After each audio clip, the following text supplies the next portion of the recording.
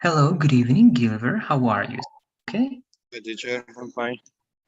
great. That's good to know, Gilbert. So let's keep working, please. We were reading these documents. We're going to keep reading it so that we can learn new words. We were first reading the first two paragraphs. Good. So we're going to read now this third one, Gilbert. This one over here. Let's read it, please, and I'm going to mark some words. In recent years, an elevated risk of Parkinson has also been identified in the survivors of outbreak of HIV, West Nile virus, Japanese encephalitis, Coxsackie Western equine virus, and the Epstein-Barr virus.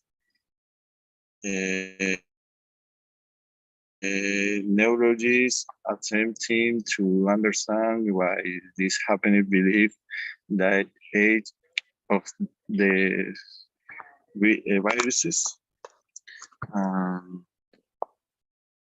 are capable of crossing into the brain and in some cases damaging the fragile structure which control to coordination of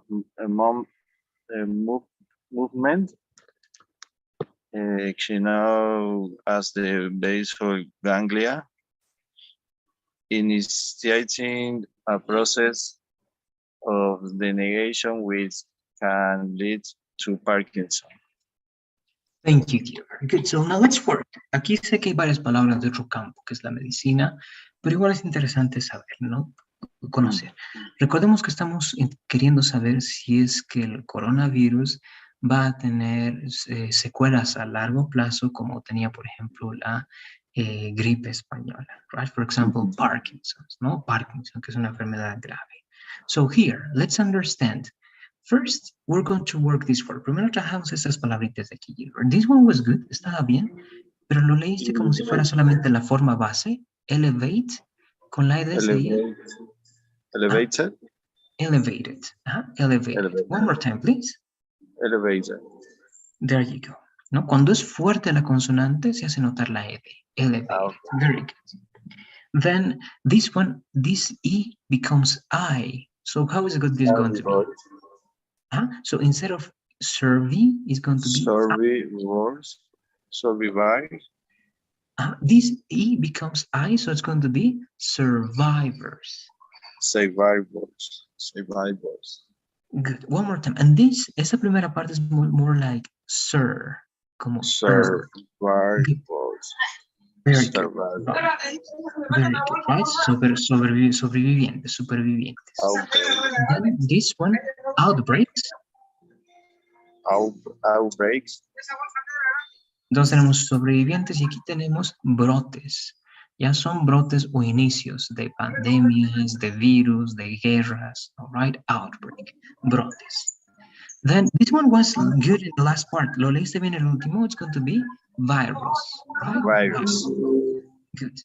This one va a ser lo mismo. Esta I de aquí va a ser como I, entonces encephalitis. Encephalitis. Good. This one is going to be equine. Good. Equine, very good. This it was good, this estaba bien, pero el stress, el acento, ¿no? En otro lugar va a ser neurologist. There you go. Damaging. Good. Hiriendo, dañando, lastimando, right? Damaging. And this one, fragile. There you go. Good. Very good. Now let's try to understand everything. Vamos a tratar de hacer la siguiente práctica, Gilbert. Primero voy a tratar de explicarte todo el párrafo, luego vas a volver a leer para tratar de aplicar toda la pronunciación que hemos aprendido y vamos a ver algunos significados. All right, so here we go. Aquí vamos. In recent years, right, ¿no? En años recientes, un elevado riesgo de Parkinson, ¿no? Ha sido identificado o ha sido también identificado, ¿no? En los sobrevivientes o supervivientes de los brotes del VIH, ¿no? Del SIDA. West Nile virus, el virus ¿no? Del Nilo, Japanese encephalitis, ¿no? La encefalitis japonesa, Coxsackie, eso no tiene traducción, Western equine virus, ¿no? El virus equino de Occidente, de Epstein-Barr virus, ¿no? El virus de Epstein-Barr. Neurólogos, ¿no? Intentando entender por qué esto pasa, ¿no?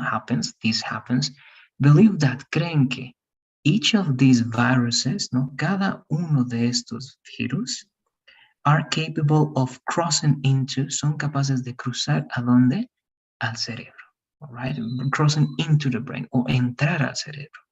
And in some cases, ¿no? Y en algunos casos, damaging the fragile structures. Y en algunos casos, llegando a dañar la frágil o las frágiles estructuras which control the coordination of movement, ¿no? Que controlan la coordinación de movimientos.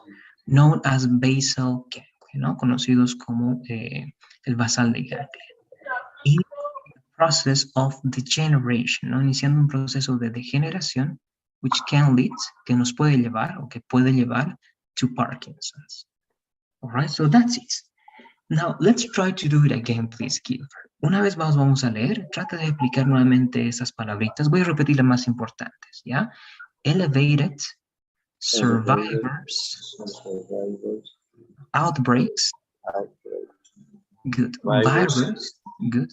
Encephalitis, encephalitis, equine, equine, good. Neurologist, neurologist, very good. Then it was here damaging, damaging, good. Fragile, fragile, fragile. good. So one more time, please, Gilbert. Read the paragraph, please.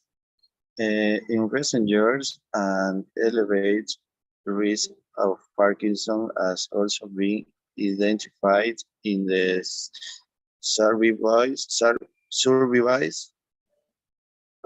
of outbreaks of HIV, West Nile virus, Japanese encephalitis, Coxsackie, Western equine virus, and the Epstein-Barr virus.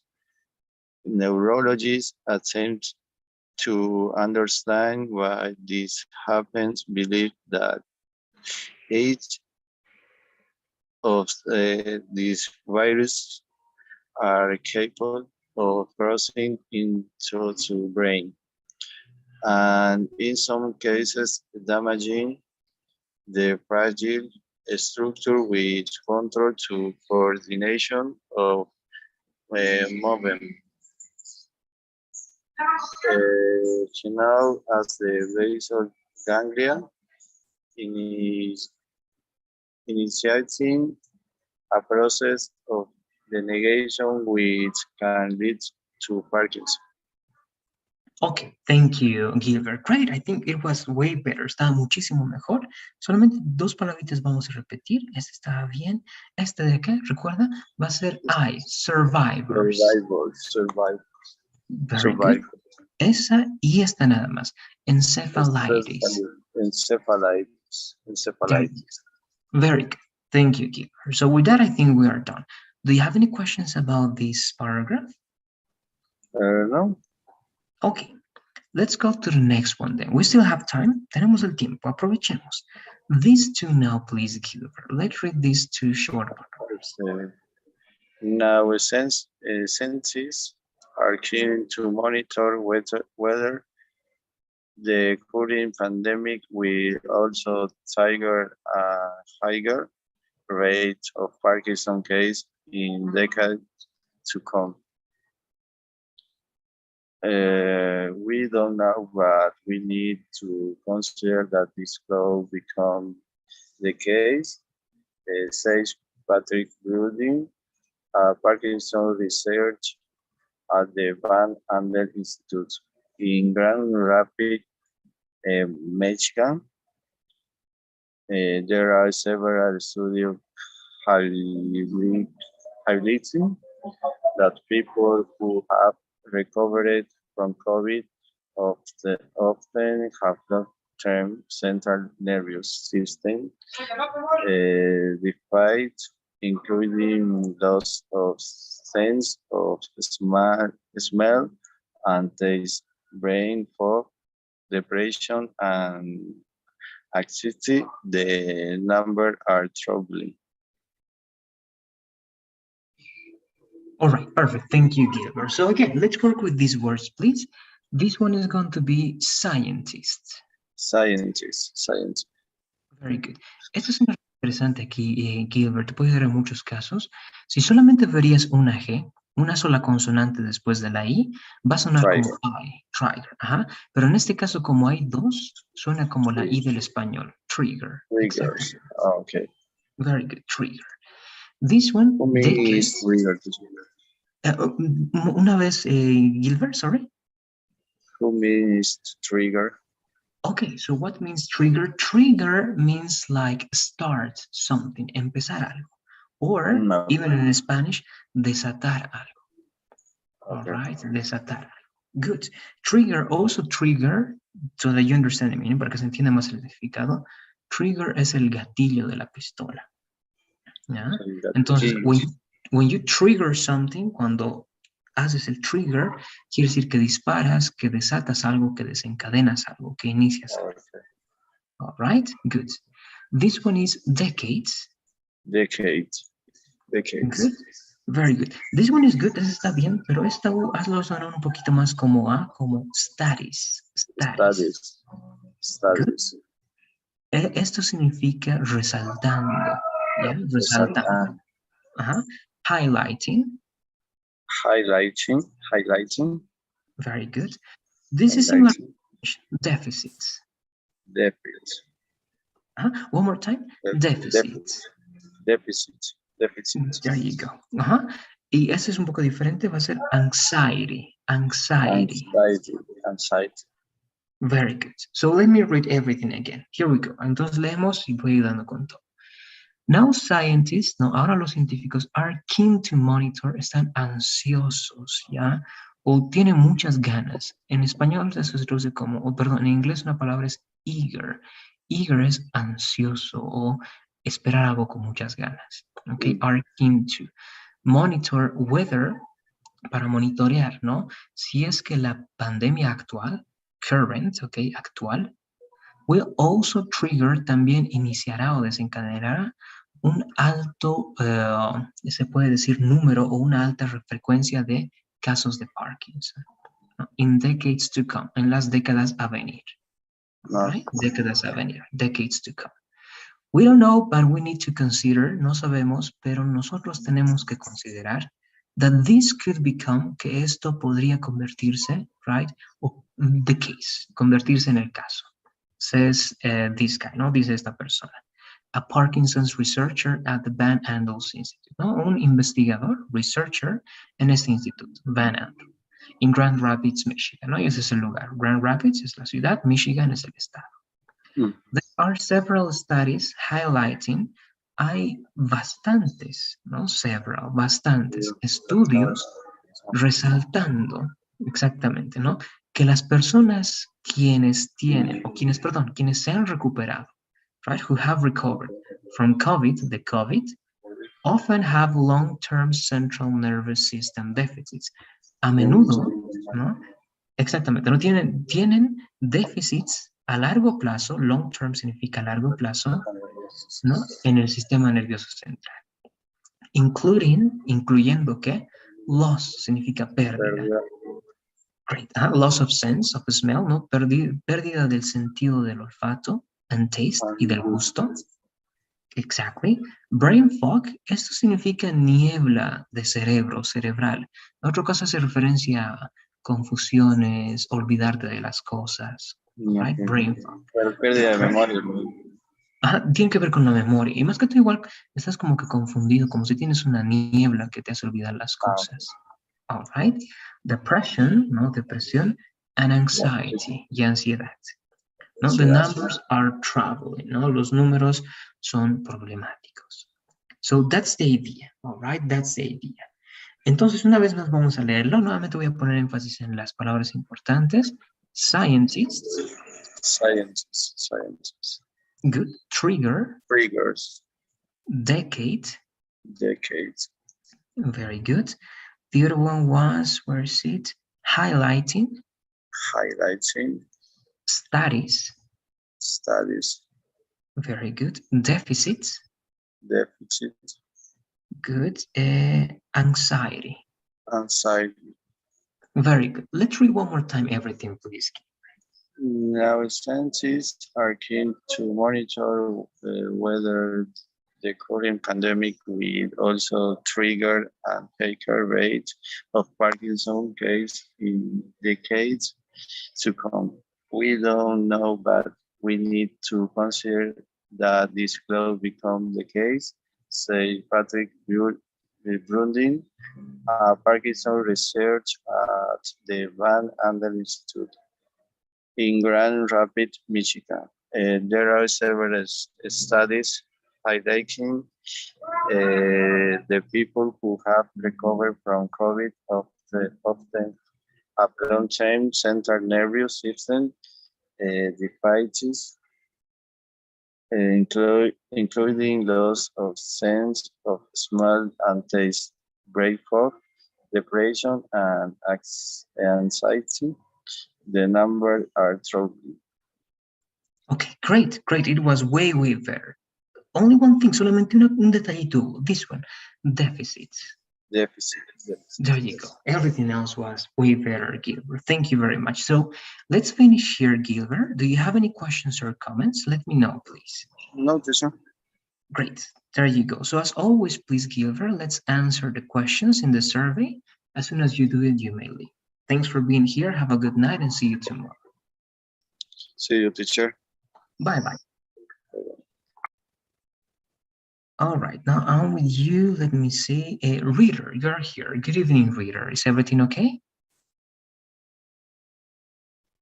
Good evening, teacher. Yes, everything okay, thanks. Great, that's good to know, Reader. So let's keep working on this one, please. Let me remember, Reader, because sometimes I see one paragraph, two paragraphs. With you, Reader, were we able to check these two paragraphs or only the first paragraph? I think only the first one, right? Yes, teacher, only first. Okay. Great, so let's continue working then with next two, please, Reader. I'm going to mark them. They are kind of long, but we have a lot of interesting information here. There you go. Those two. Let's read everything, please, Reader. I'm going to be marking some words, then I'll make the corrections. Okay, teacher. It was a striking finding for why the potential neurological consequences of flu infections have been documented by doctors for centuries. There are medical reports of this which date back to 1385. The sheer scale of the Spanish flu, which infected around 500 million people globally, meant scientists could link a latent risk of disease to the pandemic. In recent years, an elevated risk of Parkinson's has also been identified in the survivors of outbreaks of HIV, West Nile virus, Japanese encephalitis, Coxsackie, Jester equine virus, and the Epstein-Barr virus. Neurologists are attempting to understand why this happens believe that each of these viruses are capable of crossing into the brain. and in some cases damaging the fragile structures which control the coordination of movement, now as the basal ganglia, initiating a process of degeneration which can lead to Parkinson's. Thank you very much, reader. So great, we're going to work with these words, all right? I know we have a lot of vocabulary here related to medical fields, right? Of course, perhaps we're not experts in this field, all right, in medicine. But again, it's interesting because we're going to find out the connection between past pandemics and Parkinson's, and something that is of our interest, right, is the COVID, right? If coronavirus may have the same consequences in a long run, right? If we are going to have the same sequels. So to know that, again, it's interesting to read in this information. But before doing so, reader, let's try to work with these words, please. This one, this I is going to be more like that one. So it's going to be striking. Let's repeat that one, please. Striking. Very good. This one, it was good, but try to connect more the words, or sorry, here the syllables, and it's going to be more like heightened, heightened. Heightened. Very good. Here, right, you see one, let's say, synonym over here, right? Heightened, elevated. This one also, it was good, but it was only like the base verb, elevate. How do you read it with the D at the end? If elevate is the base form, what is the past or the participle form? Elevated. Elevated. In this case, because of the T, right? Because it's strong. Good. This one, this E becomes I, encephalitis. Encephalitis. Good. Equine. Equine. Great. Capable. Capable. Great. Fragile. Fragile. There you go. And the last one, very similar, right? That G then is going to be like G, the generation. The generation. There you go. Very good. Now, we're going to do something that we didn't do before, reader, but it's going to be important so that I can see that you have these words and that you are going to learn them in a good way. All right. So I'm going to repeat one more time. You don't need to repeat, only listen to this part. And then you're going to read again with those corrections. All right. So here we have striking. All right. Striking. Then we have over here heightened, heightened, elevated, elevated. It was encephalitis, encephalitis, equine, equine, then capable, capable, fragile, fragile, and the generation, the generation. So with that, please, let's read one more time. We get to see the information, and then I'm going to ask you some questions. Let's read one more time the two paragraphs, please, reader. No, it was a striking finding for why the potential neurological consequences of flu infections have been documented by doctors for centuries. There are medical reports of this which they date back to 1385. The sheer scale of the Spanish flu, which infected around 500 million people globally, means scientists could link a latent risk of disease to the pandemic. In recent years, an elevated risk of Parkinson's has also been identified in the survivors of outbreaks of HIV, West Nile virus, Japanese encephalitis, Coxsackie, Western equine virus, and the Epstein-Barr virus. Neurologists attempting to understand why this happens believe that each of these viruses are uh, capable of crossing into the brain, and in some cases damaging the fragile structures which control the coordination of movement. Now, as the basal ganglia, initiating a process of degeneration which can lead to Parkinson's. Great, thank you very much, reader. Good. Okay, many of the words were better now. There are still some words. We're only going to repeat one more time, only those words, and then we try to explain this one, all right? But again, in general, it was very good. Let's repeat this one. Let me see, where is it, please? This one, it was good, but this EI, try to change it only to I, like heightened. Let's repeat that one, please. Heightened. Very good. This one, you were doing it good, but you got confused, right? So this E is going to be like I, encephalitis. Encephalitis. Very good. And the last one, because everything else was very good, this one, capable, capable. Capable. There you go. Great. Everything else was good, reader. Now, let's do the following, please. In general, try to explain these two paragraphs, please. What is the information that they are giving us about, reader?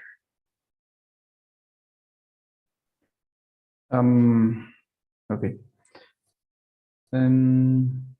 The paragraph says it was a surprising finding.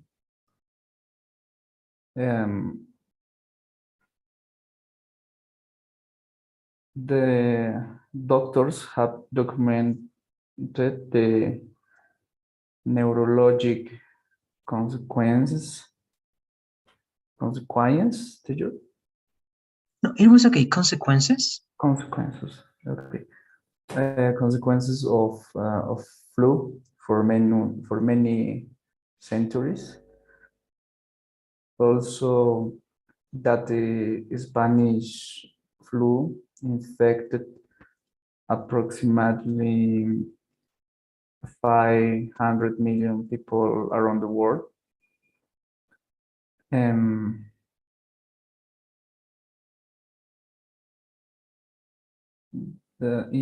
recent years, an elevated risk of Parkinson's has been identified in survivors of HIV and other viruses. Doctors try to understand why this happens, and they believe that viruses are able to pass through the brain and that they damage some parts that are responsive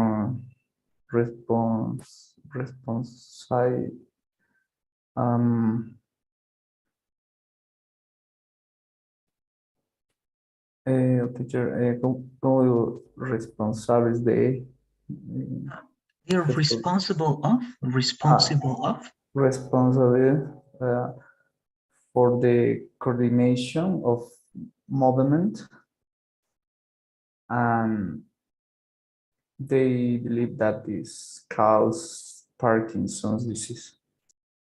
Okay, great. Thank you, reader. Great. I like how you paraphrase because you use synonyms and I can see how you understand those words because the synonyms that you're giving me are very accurate. All right, the information you choose to give me, I think you always do a great job when you're paraphrasing, reader. So it was great. Just to be sure about certain words to finish, right? We have one more minute. Let's try to understand these words together. First, this one, all right? The sheer scale means this word sheer, like the pure, the mere, the scale without any other interference, without any other data. All right, that's the meaning of sheer, something that is alone. only by itself without any other detail, right? Again, pure can be very similar to sheer in this case. Then you have heightened, that is, as you said, and as I mentioned before, right? Elevated, heightened, elevated, the same synonyms over here. Then something that I would like to be sure of.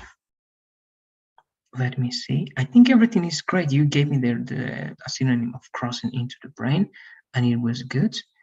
I don't see other words that we can take a look at. Reader, let me know. Do you have any questions about some words here?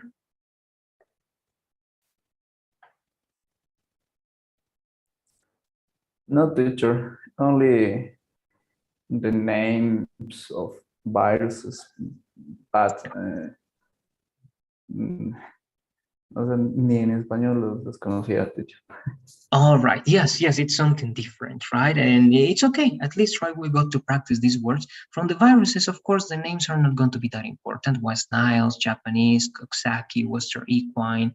It's okay, right, Epstein? But here the main idea was at least these words, right? Encephalitis, that can be used differently to a virus, and equine. To me, these two words are the most important parts, right? Equino, equine, and encephalitis, not encephalitis. But afterwards, I think everything else works very good, reader. So let's finish here, please. Do you have any final questions or comments before finishing? No, teacher, thanks. There you go. No, thank you, reader. As always, please, the survey must be down below. Let's complete that one. As soon as you do it, then you may leave the conversation. Thanks for being here. Have a good night and see you tomorrow, reader. See you tomorrow, teacher. Bye. Bye-bye. All right, now I'm with you, Rodrigo. Yes, Rodrigo. So how are you, Rodrigo? Good evening. Is everything okay? Good evening, teacher. Yes, everything is okay. Great, that's good to know. So let's keep working with this document, with this article.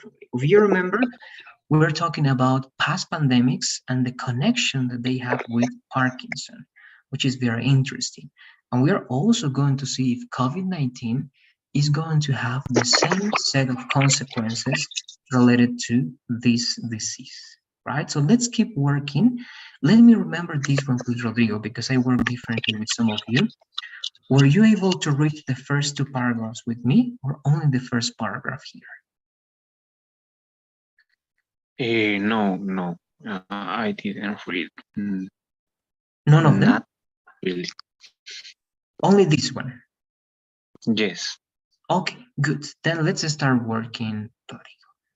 This is going to be the first thing we're going to do. Let's read those two paragraphs, please, and we can continue. Okay. In the 1960s, epidemiologists studying the long-term prognosis of survivors of the 1918 Spanish influenza began to notice an unusual trend. Those who were born between 80, 80, 18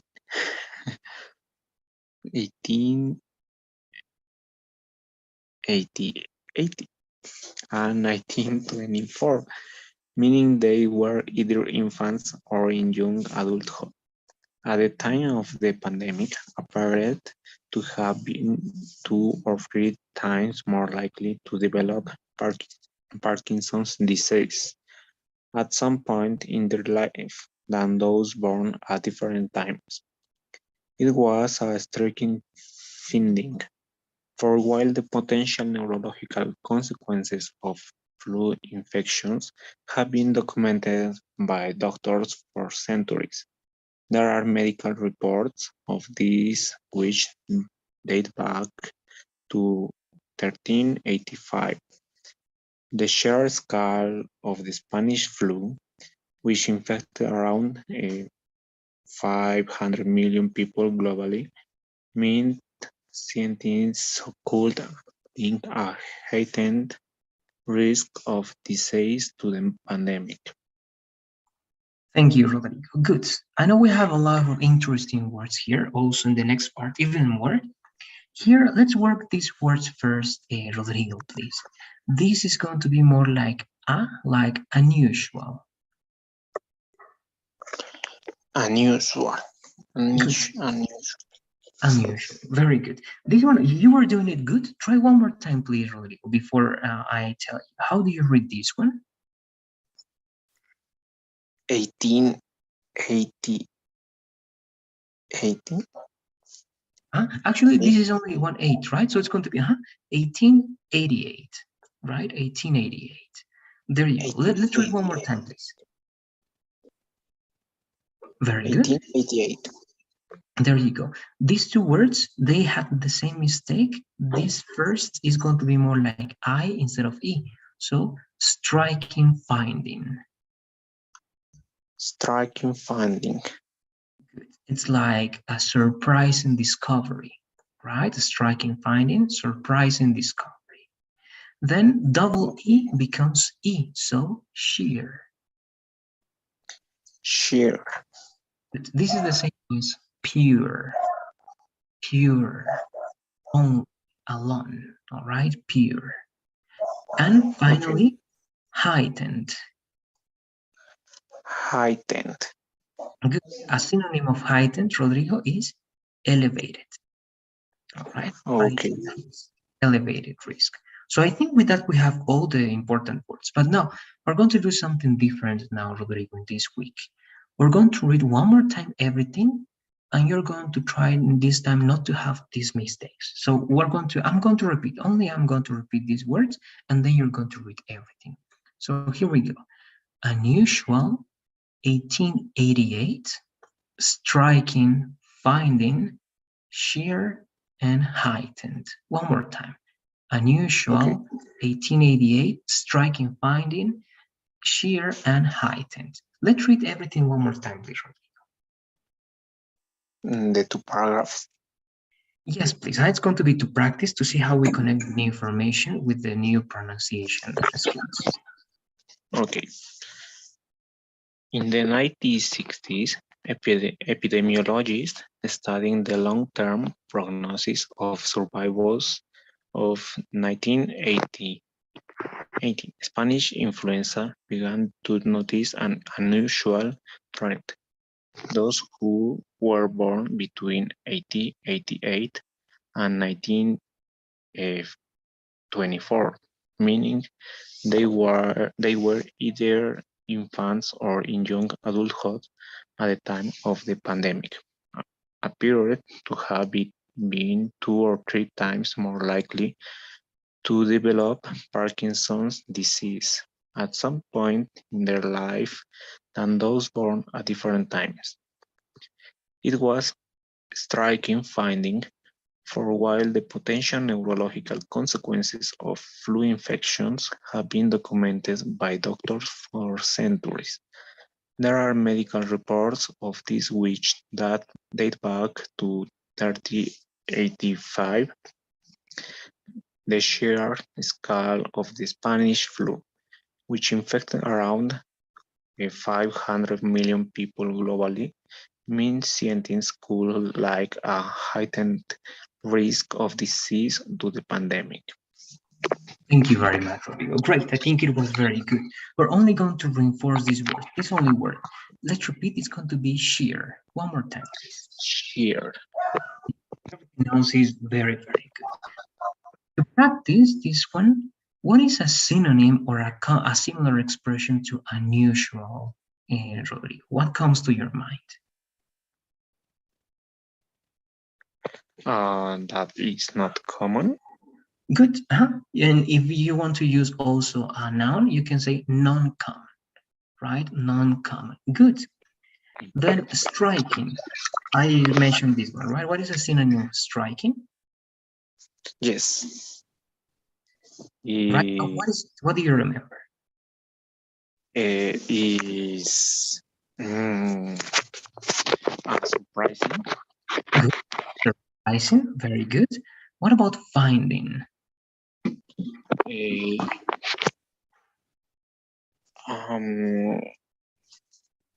Uh, discover. Discovery, right? With Discover. R-Y-V-N. Very good. Discovery, no? El descubrimiento. Great. Shear. What is similar to shear in this case? Um, um, the elevated. In this case, heightened was elevated, right? Okay. Heightened. This is elevated. So you have that one already. It's longer. More than related to time, actually, this is going to be related to without any other elements. In other words, you can say pure, all right? Like in the chat, pure. Even sometimes mere. All right, I'm going to show you the definitions over there. All right, here, sorry. And you're going to say pure, mere, all right? Nothing other than, okay? This is interesting, nothing other than. Here you can see in Spanish, all right? This is the most important one. But again, if you want to use synonyms, as you can see here, the best synonyms are going to be these ones. Pure, absolute, complete, utter. All right, that's it. That's related to shear. And heightened, elevated, right?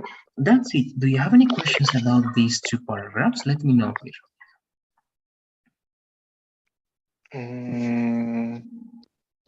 Yes, I think yes. For example, mm,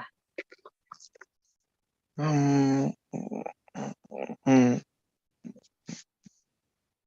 mm. Oh no. No, I think no. All right, that's good. Just in case, all right, this one I know can be understood by context, but a synonym of prognosis is prediction, all right, in medical terms. So the long-term prediction of survivors, it means, in other words, these two paragraphs are telling us that there is a connection between Spanish flu and Parkinson, because those people were 2 or 3 times more likely, right, to develop Parkinson. And we have a lot of data that is like showing that fact, right? So that's it. We have time. We're going to read now only one more paragraph, please, mainly because of pronunciation. We have a lot of new words here, names of viruses and so on. So it's interesting that you can learn how to pronounce them and to have some corrections in case you need. So let's read this one to finish, please, Rodrigo. Okay. In recent years, an elevated risk of Parkinson's has also been identified in the survivors of outbreaks of HIV, West Nile virus, Japanese encephalitis, Coxsackie, Western equine virus, and the Epstein-Barr virus. Neurologists attempting to understand why this happens believe that each of these viruses are capable of crossing into the brain, and in some cases damaging the fragile structures which control the coordination of movement, known as the basal ganglia, initiating a process of degeneration which can lead to Parkinson's. Thank you, Rodrigo. So let's start with these words, okay? Again, I think you did it very good because we have interesting names here, but most of them were great. This one, don't forget, this is going to be more like I, so it's going to be virus. Okay, virus. There you go. Encephalitis. Encephalitis. Good. Equine. Equine. This one the same, right? Viruses. Viruses. Great. This one, the second time you read it, it was very good. Just to reinforce, all right? Fragile. Fragile. Good. Basal. Basal. Good. Initiating. Initiating. Great. Good.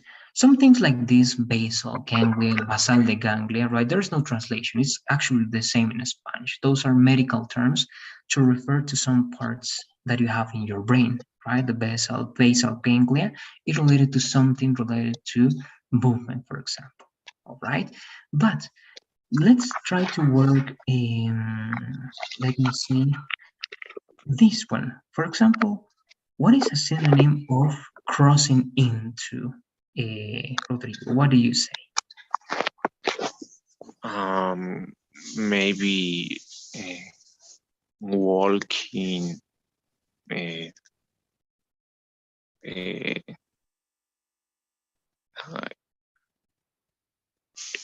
a place, more or less.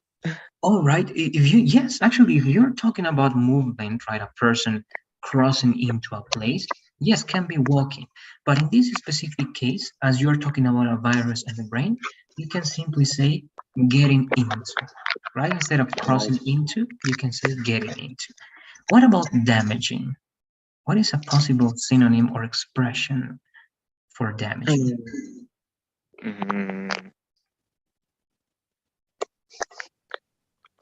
I don't know a synonym. All right, you can say it's not the same, actually not the same, but something close, hurting, right? Like hurting. That's it.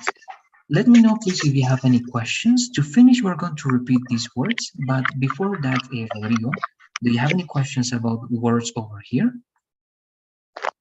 Yes, what is outbreaks? Okay, this is interesting. Outbreak is the start of something. It's like something unexpected, surprising. But when something bad happens, for example, there's an outbreak of a pandemic. Okay, that's the start of a pandemic, but something unexpected. All right, outbreak of war. For example, the Third World War. If you say there's an outbreak, it means there's a starting that was not expected. And if you want to have the translation, it's going to be like brote. All right, that's the only thing that is similar to Spanish. Any other questions? No. All right. I understand it. Great. Just to finish then, Rodrigo, please let's read only these words one more time. This one over here, please. Okay. Virus. Good. This one. Encephalitis. Great. This one. Equine. This more like E. Equine. Equine. Good. This one over here. Damaging. Damaging. This one. Fragile.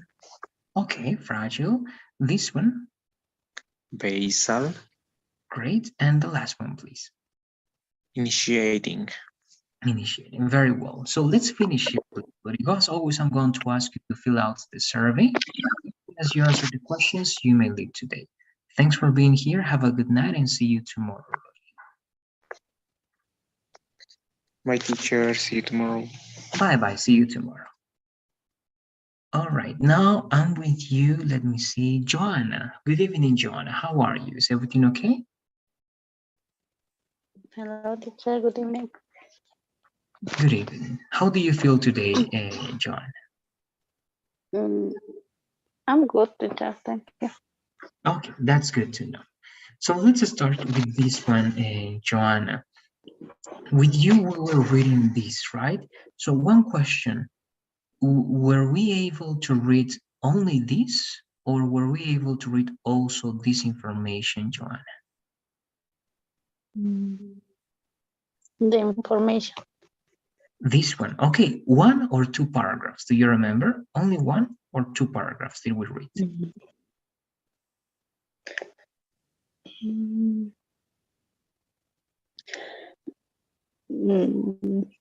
Teacher, I'm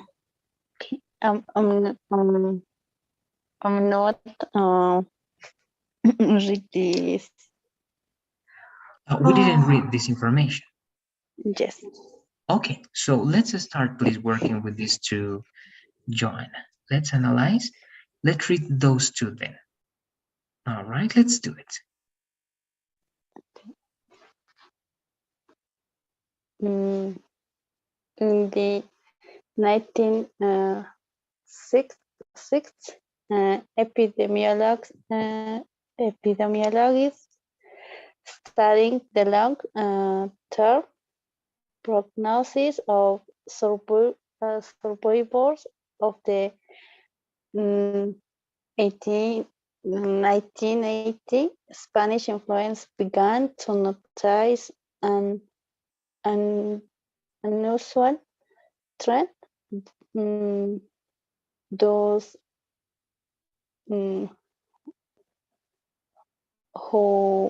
were born between 1988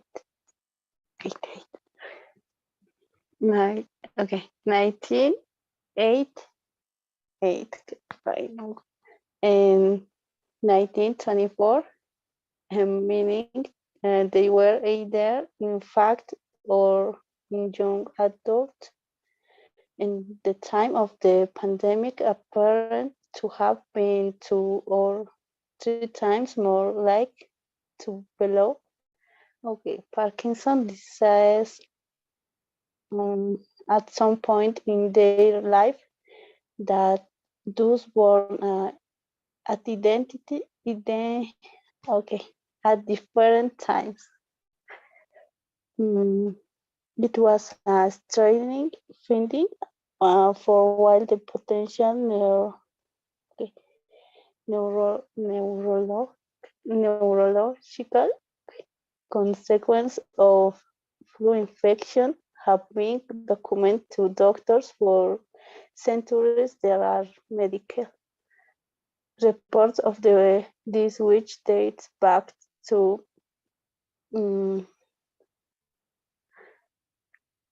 the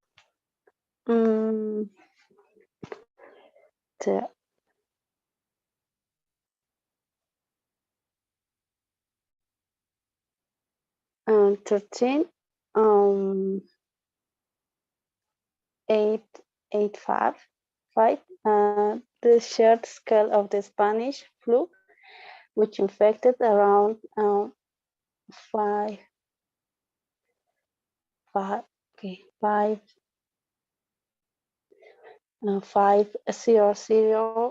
million people globally, meant the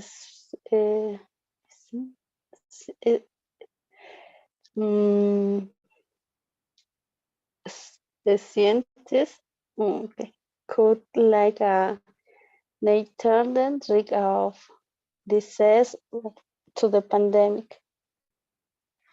Okay, thank you very much, Joanna. Now we're going to practice. All right, justamente el sentido de esto es practicar, ¿no? Aprender palabras y improvisar y mejorar la pronunciación, ¿no? Para mí vale mucho escuchar cómo lo haces para ver la manera en que puedes entender las letras o los números, y es súper importante para mí. Ok, so it's good. De todo lo que leíste ya, no estaba mal, pero sabes que vamos a corregir detalles. In this one, it was good, estaba bien, 1960, súper bien, solamente que cuando tengas la S al final, sí o sí se tiene que notar, y va a ser 1960s, 1960s. Let's repeat that one, please, Joanna. 1960s. Very good.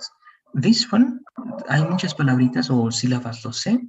Epidemiologists. Let's repeat that one, please. Epidemiologist.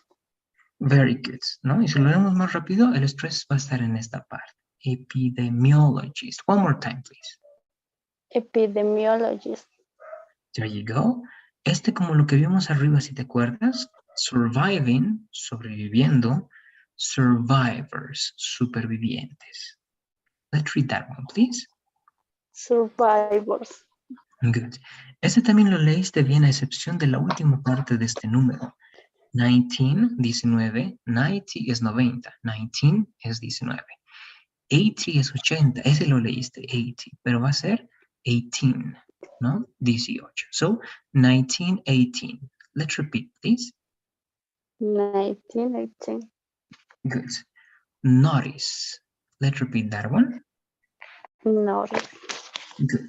Muchos cuando usan esa palabra creen que significa noticia, ¿no? Pero si te das cuenta, no significa noticia, significa notar, darse cuenta, ¿ya? Notar, darse cuenta. To notice.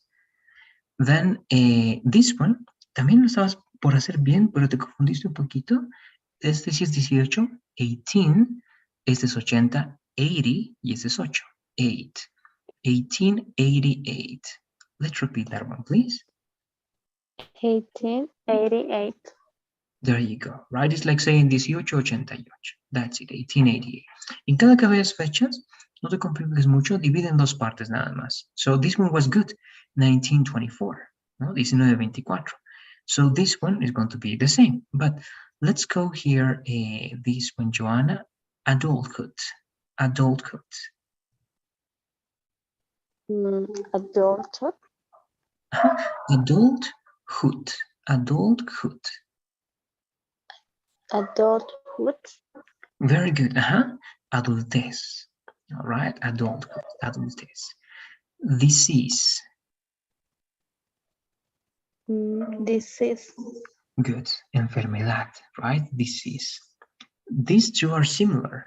Okay. Similar. Son similares. Striking finding. Striking finding. Let's repeat that, please. Striking finding. Good. Striking. It's like surprising, sorprendente. Finding, discovery, descubrimiento. All right, striking finding, surprising discovery. Then this one was good. Lo leíste bien, pero lo leíste como singular. ¿Cómo sería con la S al final, Machona? This one. Consequences. Good. Consequences. Like that one. One more time, please. Consequences. Consequences. There you go. This one, con la explicación que di arriba, ¿cómo sería esta entonces, Joana? 1385. Very good. 1385. Great.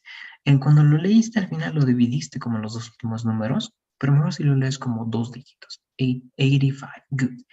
This one, cuando son números así cortitos, de 3 dígitos, no vamos a dividirlos, ¿no? Entonces vamos a decir, cuando son 2 ceros, hundreds. Si es 5, 500. All right, 500. Let's repeat, please.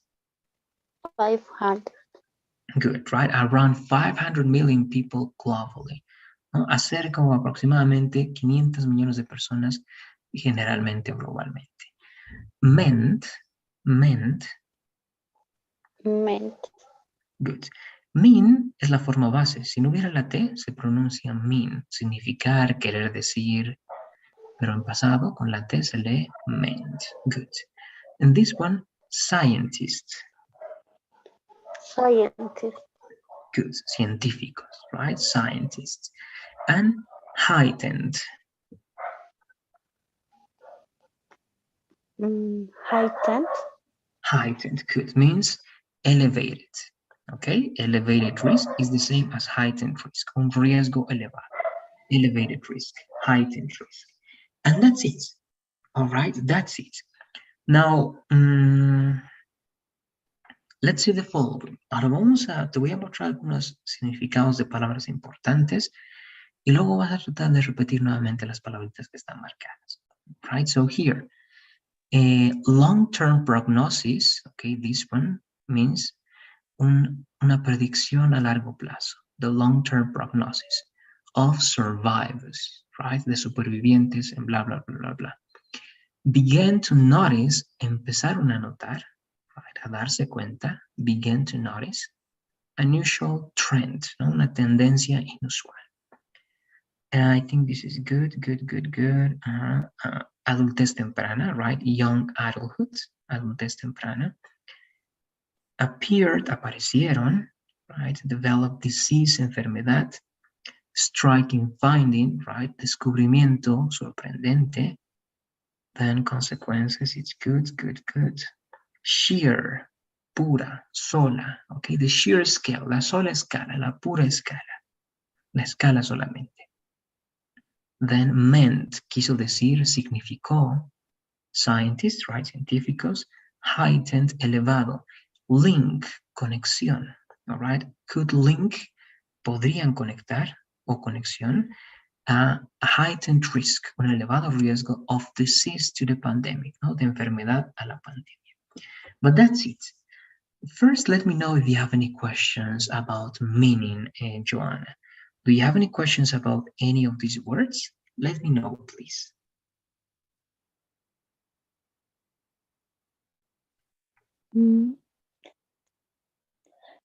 Teacher, what is the meaning of the heightened?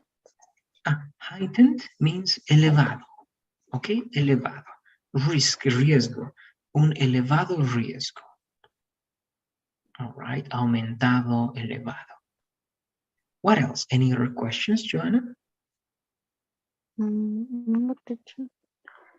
Okay, so then to finish, para terminar y para asegurar que tenemos estas pronunciaciones, voy a leer una vez más todo lo que está marcado y luego lo lees tú, ¿ok? Solamente lo que está marcado. Yo solamente empiezo. 1960s, epidemiologists, survivors, notice, 1888, adulthood, disease, striking finding, consequences, 1385, 500, meant, scientists, heightened. Okay, and one more time. Heightened, scientists, meant, 500, 1385, consequences, striking finding, disease, adulthood, 1888, notice, 1918, survivors, epidemiologists, 1960s. Your turn, please, Joanna. Let's read one more time all of those words. 1960s, epidemiologists, survivors, notice, 1888, adulthood, disease, striking finding, consequences, 500,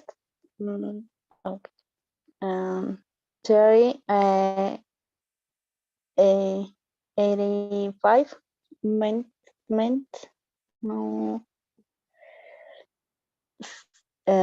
scientists, heightened. Great. Very good. Everything was good. Just these two, all right? They were good, but they can be better. Everything else was good, Joanna. Great. Let's repeat only these two to finish, please. Striking finding. One more time, please. Striking finding. There you go. That's it. Do you have any questions before finishing? Let me know, please, Joanna. No, teacher, thank you. There you go. Let's finish here, please. Were you able to answer to the questions, Joanna? No, teacher. Okay, let's do it, please. Let's answer to the questions down below, to the surveys. And as soon as you do it, you may leave today's class. Okay, see you, teacher. Okay, bye-bye. Take care. See you, Joanna. There you go. Adriana, good evening. Is everything okay? Hi, teacher. It's okay. Great. So let's continue working with this one, Adriana. With you, Adriana, were we able to read 2 paragraphs or only 1 paragraph? 2 paragraphs. 2 paragraphs, right? So we read this one and this one as well, right?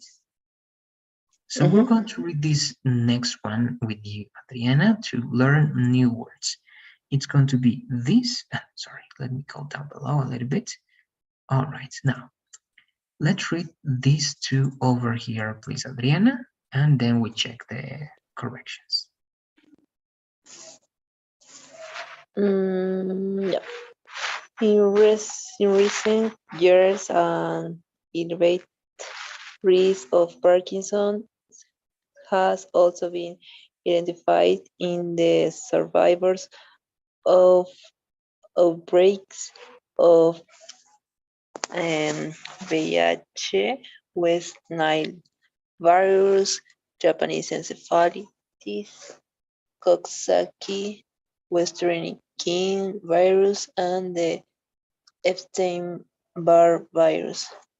Neurologists attempting to understand why this happens believe that each of these viruses are capable of crossing into the brain and in some cases damaging the fragile structures which control the coordination of movement now as the basal, basal ganglia, initiating a, a process of degeneration which can lead up to Parkinson's.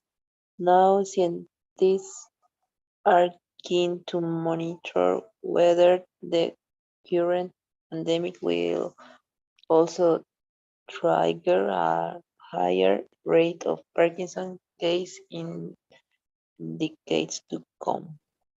Thank you very much, Adriana. So I know we have very interesting words over here. We are more like into the medical field, right? But it doesn't matter. The main idea here is to practice some pronunciation and to see some meanings of words. So before working everything, let's repeat these words, please, Adriana. This one, be careful with the T. When you have a T, right, the ED has to be more noticeable. So elevated. Elevated. Good. This one was good, but instead of out, you have to say out. Outbreaks. Out, yeah. Outbreaks. Good. It's like brotes or brote. All right. Outbreaks. This one, I know you know this one. It's the VIH, right? But in English, it's going to be HIV. HIV. Okay. Good. Encephalitis. Encephalitis. Good. Equine. Equine. Good. This one in plural, right? Viruses. Viruses. Good. This one more like A. Capable. Capable. Good. Initiating. Initiating. Great. A scientist. A scientist. Good. This one, remember the rule. Si recordamos la regla de este de acá, una sola G sería try, pero con dos consonantes se vuelve tree. So, trigger. Trigger. There you go. And plural, cases. Case. There you go. Now, let's try to see some important words here, Adriana. Let's start with let me see, this one, all right? Crossing into. What is a possible synonym of crossing into here, Adriana? It says viruses are capable of crossing into the brain. What do you say? Synonym.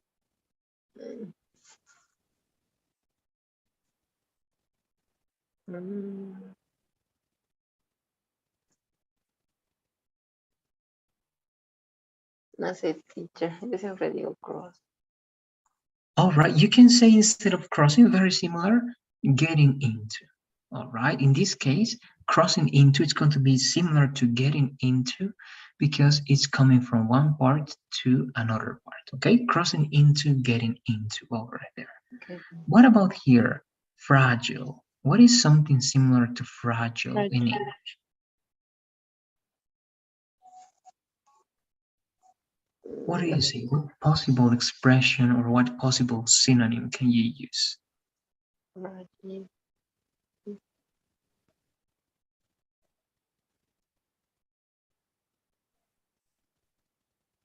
En español delicado, teacher, pero no sé en inglés. Okay, good. Actually, there's a very similar word in English. You can also say delicate. Delicate or weak. All right, one of those. Great.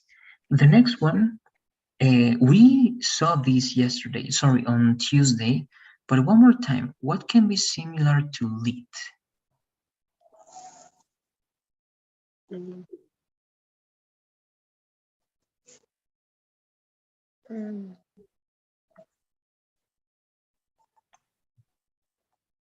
Drive?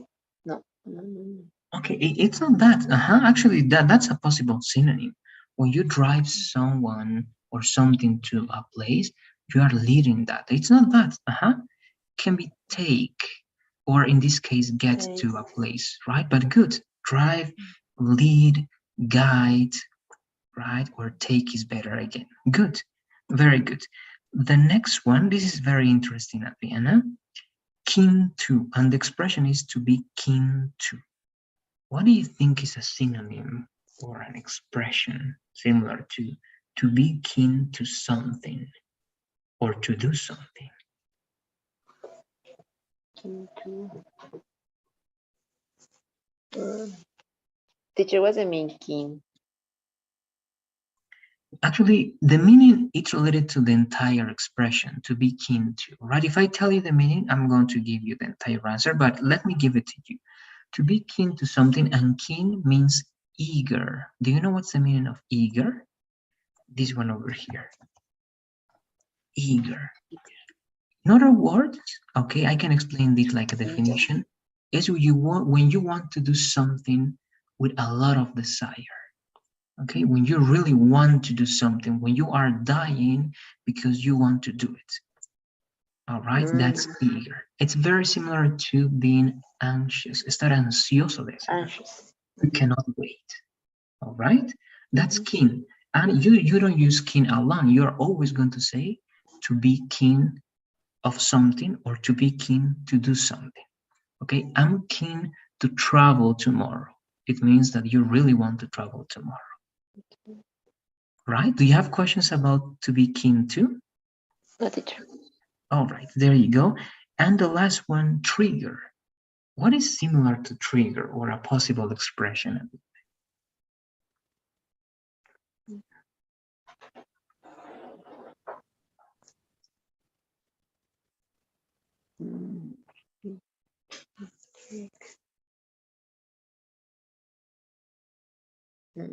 Do no.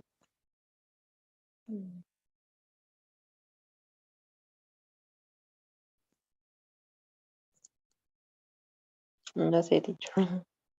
All right, in this case, you have many options. One synonym is here, initiate. So trigger is start, begin, initiate, or also can be like in Spanish if you want, desencadenar, empezar. All right, to trigger. And also trigger is a part of a weapon, right? Es una parte de un arma, es el gatillo. All right, that's the trigger. So when you trigger something, cuando haces un trigger, inicias algo, disparas algo. All right, that's the idea more or less of trigger. Initiate, start, begin, or like unchain something, desencadenar. But that's it. Do you have questions about trigger, Adriana? No, teacher. There you go. So to practice and to be sure that everything is clear, Adriana, we're going to read one more time. First, I'm going to read all those words, and then you're going to do it. Okay, so let me start. Elevated, outbreaks, HIV, encephalitis, equine, viruses, capable, initiating or initiating, scientists are keen to. This is not necessary. All right, let me delete this. The pronunciation is good. So scientists, trigger, and cases. One more time, the opposite. Cases, trigger, scientists, initiating, capable, viruses, equine, encephalitis, HIV, outbreaks, and elevated. Now your turn, please, Athena. Read one more time all those words.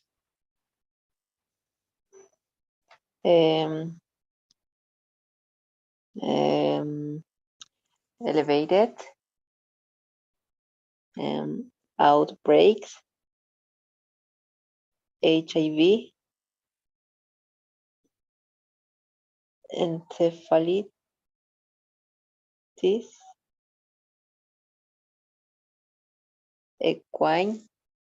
equine, viruses, capable, initiating, scientist, trigger, cases.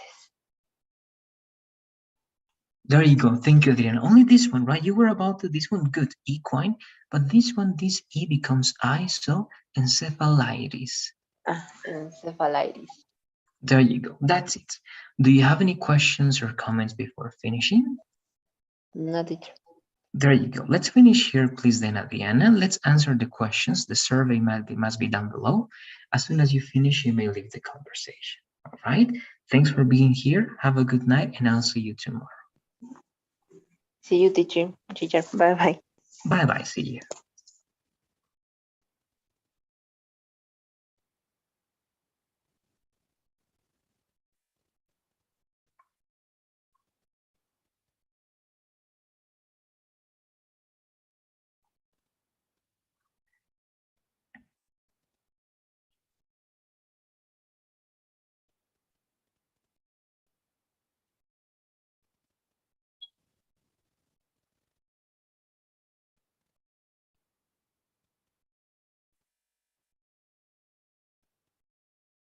Hello, good evening, Mauricio. How are you? Is everything okay?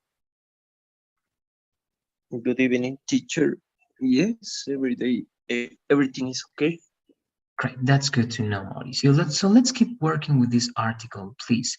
Before continuing, let me know what you remember about it, Mauricio. What do you remember about this article about the link between past pandemics and Parkinson?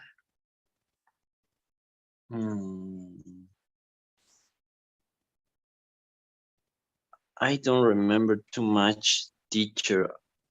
I remember it maybe was a research made by scientifics. I don't know. I really don't remember, teacher. All right, don't worry. We're going to try to work together again. Just one thing, instead of scientifics, it's better if you say scientists, right? You can say a person that is in the scientific world, or if you're referring to the person, only scientists. But good, let's work then. I'm going to make a short summary, but let me know until what part we were able to cover on Tuesday. Mauricio, were you able to read these paragraphs with me? Until what part? I think it was second paragraph, teacher. First or second paragraph? No, second paragraph. This one, it was a striking finding until over here, 500 million people, right?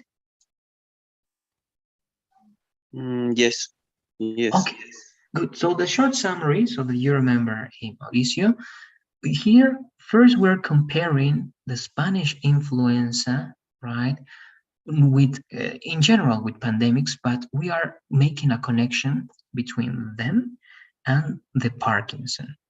Here, they are seeing this interesting fact that people that got the Spanish influenza that were born between these years were more likely to develop Parkinson, right? They have a lot of evidence, a lot of data that shows that connection.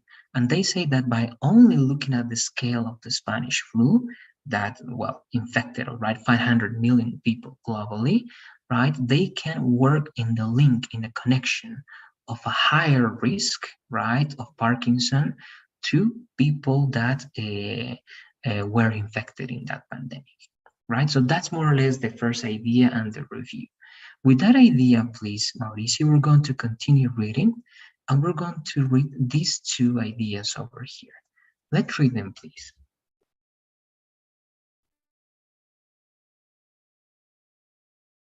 Which one, teacher? The third paragraph?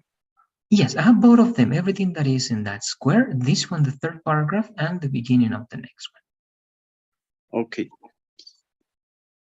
In recent years, an elevated risk of Parkinson has also been identified in the survivors of outbreaks of HIV, West Nile virus, Japanese encephalitis, Chosaki, Western equine virus, and Epstein virus. Neurologists attempting to understand why this happens believe that each of these viruses are capable of crossing into the brain, and in some cases damaging the fragile structures which control a coordination of movement, known as the basal ganglia, initiating a process of degeneration which can lead to Parkinson. Now scientists are keen to mention whether the current pandemic will also trigger a higher rate of Parkinson cases in decades to come. All right, perfect. Thank you very much, Mauricio. So let's work this time. It's going to be a little bit different. We're going to work these words first, Mauricio. This one, it was good, elevate, but to make more emphasis into, all right, like put more attention into the participle form of ed, it's going to be elevated. All right, so let's repeat that one, please. Elevated. Elevated. There you go. This one was good, only this E is going to become I, so encephalitis. Encephalitis. Good. This E becomes E, so it's going to be equine. Equine. Great. This one in plural is going to become viruses. Viruses. Good. This one was good, only more stress and emphasis on this A, capable. Okay. Capable. Good. This one also was good, but that E is going to be less E and more like fragile. Fragile. Fragile. Good. This A becomes A, so basal. Basal. Good. And decades. Decades. Great. Now let's see some of the meaning also, all right, of some words to be sure that everything is clear. For example, what is something that you understand when you read outbreak, Mauricio? What is an outbreak to you?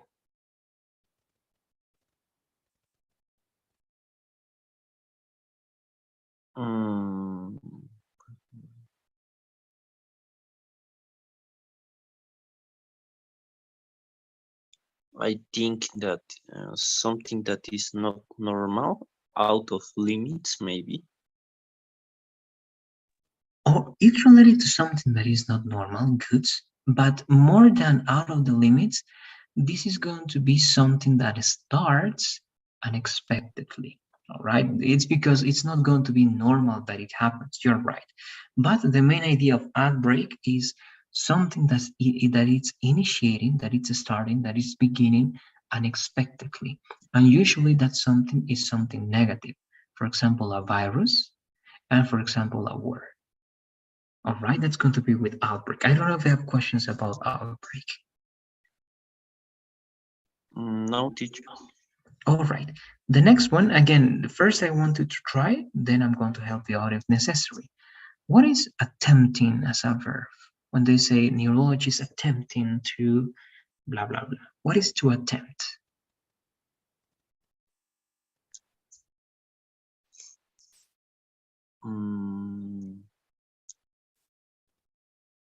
Like trying with I don't know, a target. Okay, good. Keep going, please. When you, what is after that, Mauricio? When you want to reach something. Good. Good. In other words, it's just like trying, but great.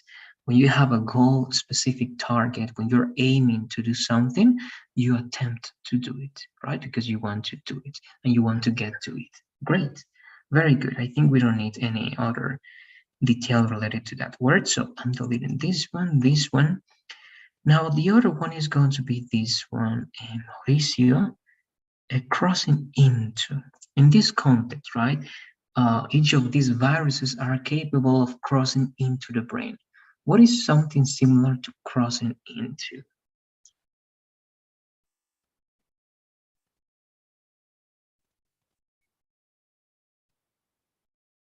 Crossing into maybe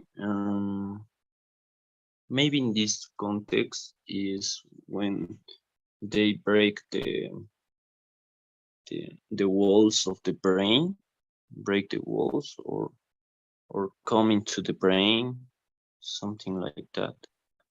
Good. You're following a good logic. That's correct.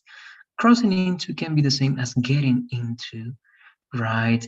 As also breaking into, right? You can say break into, but we can say that to break into, it's more related to something, for example, related to a robber, right? When someone is breaking into your house, it means they are going to rob you. But in this case, you can work with that synonym as well, to break into, to get into, to break through something, right? To traverse something. So great. That is it, crossing into. I don't know if you have questions related to the ideas that I was giving, Alicia. No, teacher. All right. What about, this is very simple. I know that we know because it's similar to Spanish, right? Fragile. But what's something similar to fragile, Mauricio? What teacher? I couldn't hear. And yes, what is something similar, a similar word, a synonym, or an expression that you can use instead of fragile?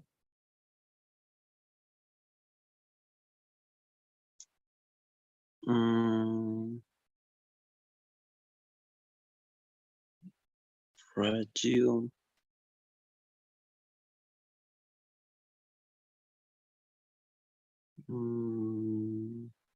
Delicate. Delicate.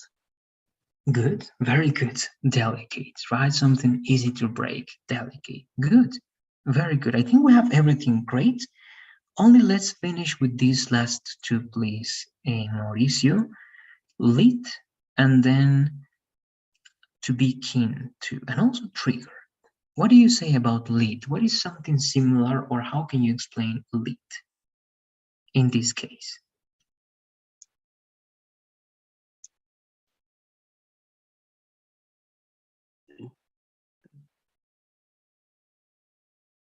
In this case, maybe which can finish, no, with, or maybe with which can finish into a Parkinson's. Or good. That's one, and it's possible because it's related to lit. Correct. What other ideas do you have? It is correct what you're telling me.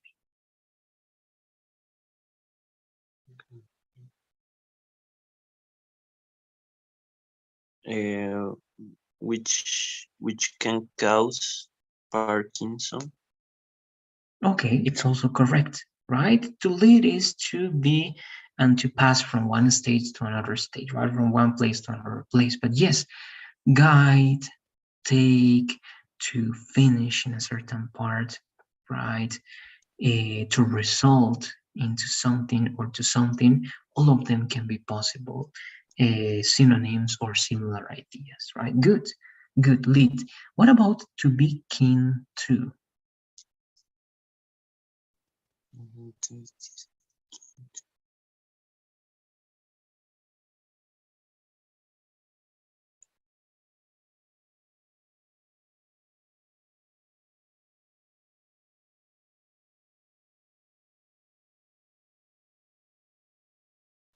Maybe in this case,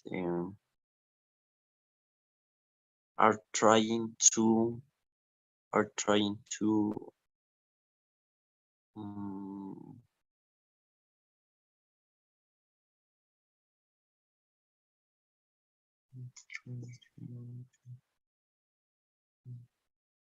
All right. In this case, more than trying, it's going to be something different, and it's interesting, all right? Every time you use to be keen to do something, it's going to mean that you really want to do it with a lot of desire, that you are like anxious of doing it. You are eager. I don't know if you know the word eager, Mauricio. no, teacher, I I'm didn't going hear. to. All right, I'm writing that in the chat. Eager. is when you are like in Spanish, okay? This translation is incorrect, okay? Don't use it. But when you say, right, I'm very hungry of doing something. Sometimes you say that in Spanish, but instead of using that expression in English, you say to be eager. It means that you really want to do it. You have all the desire, all the wish, everything to do it. All right? It's like that. Estar ansioso de hacer algo. That's the idea, to be keen to do something. I don't know if you have questions about it. No, teacher. All right, so a very similar word then would be the one in the chat, Mauricio, eager. All right, to be keen, to long something, to be eager. And the last one, please, to finish, and then we're going to repeat the words. A trigger. What is to trigger something?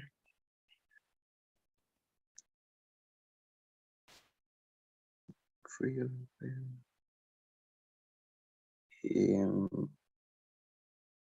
Maybe that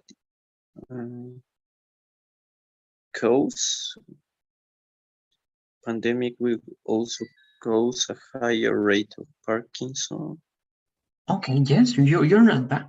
To cause something, to start something, to unchange something, right? To begin, to initiate something. Great. That's the cause, right? Something that is the first thing that is going to happen, and then a set of actions are going to happen afterwards, right? Very good. With that, we're going to finish, Mauricio, but before doing so, please, let's read these words so that we are sure that everything is going to be correct. I'm going to read it one more time. Elevated, encephalitis, equine, viruses, capable, fragile, basal, and decades. Let's read one more time that, please, Mauricio. Okay. Elevated encephalitis, equine, viruses, capable, fragile, basal, decades. All right, one more time, only these two words, please. This one was good at the beginning, basal. Basal. And this one, equine. Equine. There you go. That's it, Mauricio. So thanks again for being here. As always, I'm going to ask you, please, to answer the questions. Let me know when you do it, please.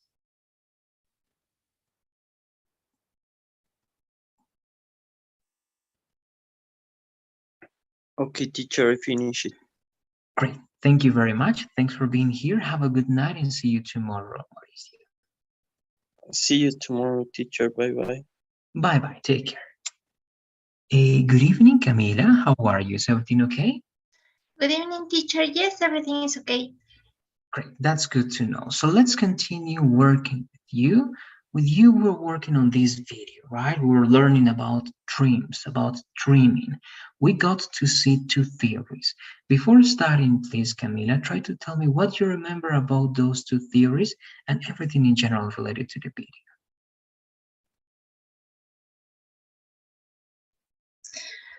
If I don't remember badly, the first theory was about the fulfillment of our wishes and how things can symbolize something. And also they said about that the dreams are an explanation of how we feel and how we can treat our feelings. And the second theory, it was about how we work, how our brains work. And in that dreams, we have something going on that allow us to have a better understanding of the things, like in a puzzle or something like that, because we can see the things in a different way. All right, thank you very much, Camila. Great, great. I'm just going to complement something for the last part, but you're right, right? The second theory says we dream to remember, right? We dream to remember, because they state that certain processes only happen when we are asleep, right? So they cannot happen while we are awake because we are working with other type of processes. So dreaming is like a signal, it's evidence, proof that those processes are happening there. And yes, we have good results, for example, after a good sleep, a good nap, because we're able to solve some problems or some other things in a better way due to the fact that those processes, right, while sleeping, helped us when doing it, right? So good.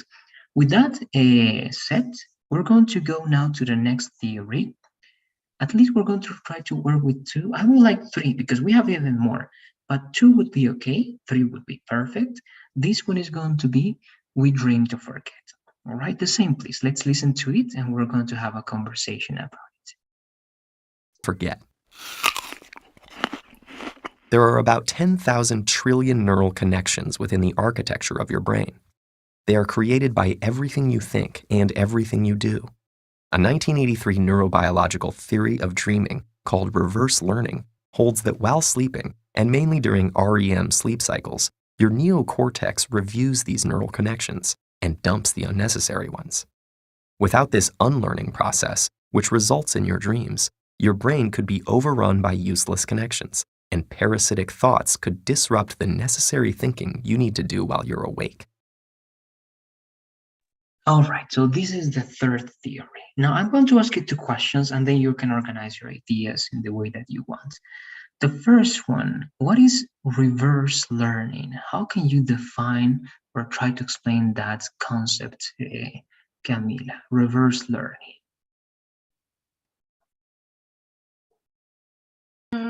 Maybe it's the way that we learn backwards. It's not like we don't know anything about it and we go step by step learning some things. I think that reverse learning is totally the opposite. We started knowing something, and when this is useless for us, we like delete it from our brain. Okay, good, good. And in this explanation in the video, when does that process happen, Camille? That process of reverse learning, deleted something that we don't need. In this case, they talk about the neural connections that we have in our brains. And when we sleep, our brains start like searching and I don't know how to say, depurar, deleting the things that we don't need because these things can affect the rest of our learning, of the rest of our thoughts and how we remember things and how we stay that this process and this learning day to day stay in our brain. All right, great. I think the last question was going to be related to that, but one more time, please, even though you mentioned something about it, what is the consequence, all right, of not having this reverse learning? What would be the consequence of not eliminating or deleting this like unnecessary information? They talk about like there is a bug in your brain and it starts to eat everything that it's important. So it's like occupying a space that is useless for other things. It's like a virus, maybe it can be explained that. Great, exactly. And even more likely to be like a parasite, right? Like a parasite. Okay, good, very good. Let me show you some of the words you were asking for. This is very interesting, right? Your brain could be overrun by useless connections. So this is very, very interesting. You can apply that one as well. Then a learning process, right? The reverse learning. So dumps, you can use also that word, right? To dump something, to eliminate something, to delete something, to get rid of something. In this case, unnecessary information, right? Because it's going to be like a parasitic thing that is eating what you have inside or occupying space that you need to learn new things, right? In the days to come. That's it. Great. I want to know if you have questions about this theory before going to the next one, because I think it's very straight to the point and it was clear, Camila, but do you have any questions before going to the next one? No, teacher, I think that it's very simple and it's simpler than the other ones, so I understand everything. Great, that's great. So let's keep going. These ones are going to be short again, but it's interesting to learn all these theories. So here we go. Need to do while you're awake. We dream to keep our brains working. The continual activation theory proposes that your dreams result from your brain's need to constantly consolidate and create long-term memories in order to function properly. So when external input falls below a certain level, like when you're asleep, your brain automatically triggers the generation of data from its memory storages, which appear to you in the form of the thoughts and feelings you experience in your dreams. In other words, your dreams might be a random screensaver your brain turns on so it doesn't completely shut down. All right, so that's the fourth one. This time I'm not going to ask anything specific. I'm just going to ask you, please, Camila, to explain this theory in your own words. How can you explain this theory? This theory talk about how dreams are like a hard drive that our brain uses to make or resolve long-term memories. Like when we dream, our brains works on that, the memories, on the thoughts, on the feelings that we have can be as a result can be processed, and after that it can be turned into long-term memories.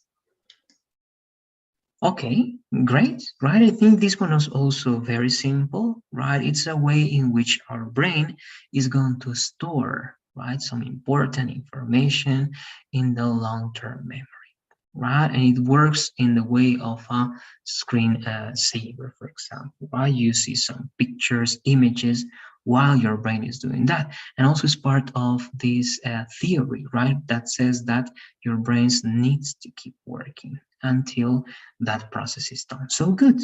Again, I think this was very simple. We're going to see we have some important or interesting expressions. Shut down as something that is turned off, right? You have, I think the vocabulary was also very basic over here.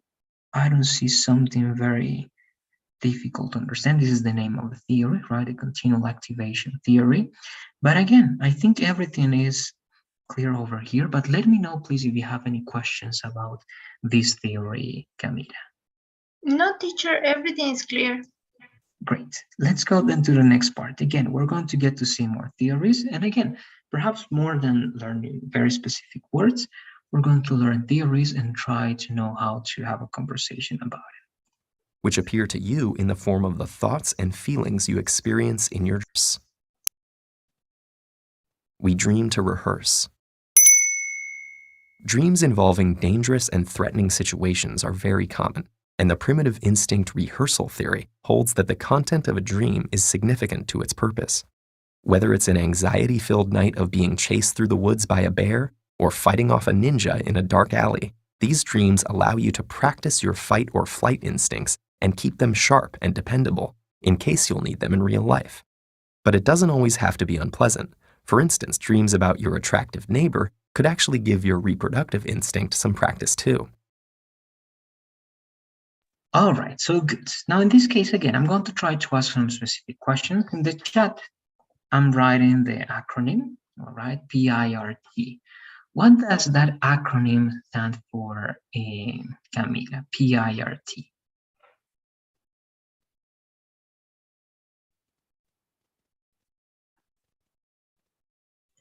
If I am not bad, it talks about primitive instincts. I don't know what theory. Okay, we're going to see that word that is missing later on, but good, you're doing great. You're just missing one word. The second one, what are the two ways in which they are explaining how this theory works? One of them is kind of related to aggression, and the other one is related to this girl. Can you explain those two, please? Yes, actually, it talks about how our primitive instinctions can help you to get through situations like when we are in danger.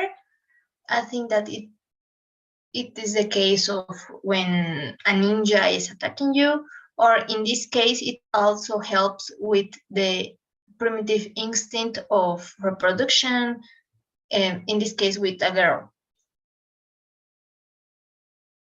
All right, great. What is something similar that we can say instead of rehearsal?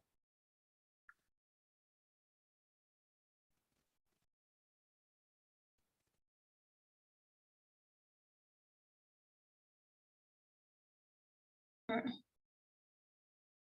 don't know, teacher, in this case, like a trial, a test.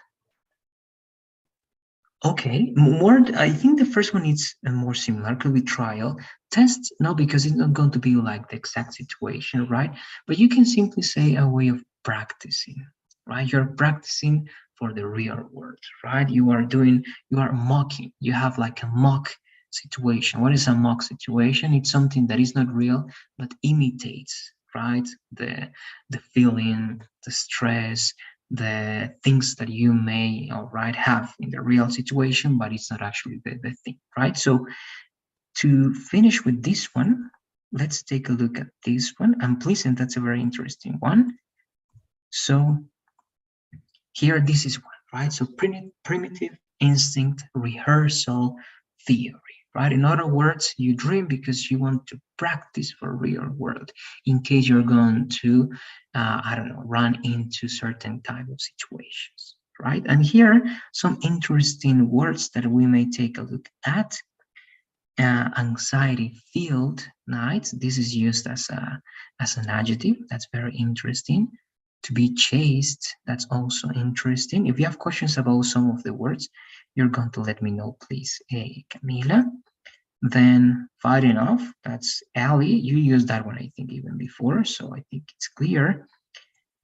To practice, right here, they're using that synonym or that similar expression. To rehearse is to practice, right? Before a test, even before the real situation. Then this is also interesting. To keep sharp, right? It means that is not going to be there without being used. It's going to be ready whenever you have to use that one. And pleasant, and I think that's it. The other words are very basic. Camila, let me know, please, do you have any questions before going to the next one and the last theory? No, teacher, everything's clear. Great, there you go. So this is going to be the last one. You have more theories. You can finish watching these afterwards. It's very interesting, but we're going to finish with this one. Again, this is very basic, but it's interesting as well. We dream to heal. Stress neurotransmitters in the brain are much less active during the REM stage of sleep, even during dreams of traumatic experiences, leading some researchers to theorize that one purpose of dreaming is to take the edge off painful experiences to allow for psychological healing. Reviewing traumatic events in your dreams with less mental stress may grant you a clearer perspective and an enhanced ability to process them in psychologically healthy ways. People with certain mood disorders and PTSD often have difficulty sleeping, leading some scientists to believe that lack of dreaming may be a contributing factor to their illnesses. All right, and again, I have two questions you can answer and then a general explanation. How does, all right, dreaming help like working with some psychological problems? That's the first one. And the second one, why did they mention PTSD? Let's try to answer those ones, please. Well, I think that the first one, it's helping you to heal because it talks about you are in a place where the stress is less and you can overthink and think the situation in a better way. So it can help you to take that situation to the edge in this painful experience and have to resolve this problem. And the second one, it's, for example, the case of the soldiers that went to war because they have a lot of experiences that were traumatic for them in that place and in that time. So for them, it's very hard to get a good sleep because they have all these thoughts and negative thoughts and remembrances of this time. So it's very hard for them. Okay, great. Great. I think, again, it was very well done, Camila. I'm just going to go back to see some of those words that you can see, some words that are interesting for you, right? PTSD, what you mentioned, great. And some other interesting psychological healthy ways. Enhanced, that's very interesting. And then you have traumatic, less mental stress, psychological healing, that's also a very interesting idea. This is very interesting, right? The age of painful experiences. And theorize, I think, afterwards, and neurotransmitters, right? Those are interesting words that you can remember, that you know how to use them, but to reinforce that knowledge. Do you have any questions or comments before finishing? Camila, let me know, please. No, teacher, everything is clear. Actually, can I know when we can use the word in haste? Like in this case, please? All right, let's take a look at that one. All right, to enhance something, right, is to make it better, right? You know that one. I'm going to enhance this situation, for example, all right? But to be in haste here, it's using like an adjective, if I'm not wrong. Let me see where it is. Okay, enhanced here, it's an adjective. You can say to enhance as a verb, okay? I want to enhance this situation, or want to enhance this, like a technical process, right, to make it better. But if you say this is an enhanced ability, it means that that ability now is better than it was before. This is an enhanced theory. It means that you worked on that theory before, and now the theory is better than it was before. An enhanced computer, now it's better than it was before. All right, so here you are using always enhanced before the noun to say that that's the description of that word, and to say that now it's better and with better characteristics than it was before. All right, I don't know if that helps or if you have any other questions, Camila. Actually, yes, it helps a lot. Thank you, teacher. Great, that's it. Then let's finish here, please. As always, I'm going to ask you to fill out the questions. I don't know if you already did it, Camila. I am in the process of doing it, teacher. All right, there you go. So once you do, then you may leave the conversation. Thanks for being here again. You know that everything we use is on Google Classroom. Here you have this document, right? The video, and also, well, the article that we already worked with you. And next you can also see what we're going to do the last day. All right, let's finish then here. Have a good night and see you tomorrow, Camila. Thank you, teacher. Good night. See you tomorrow. Bye-bye. Good night. Bye.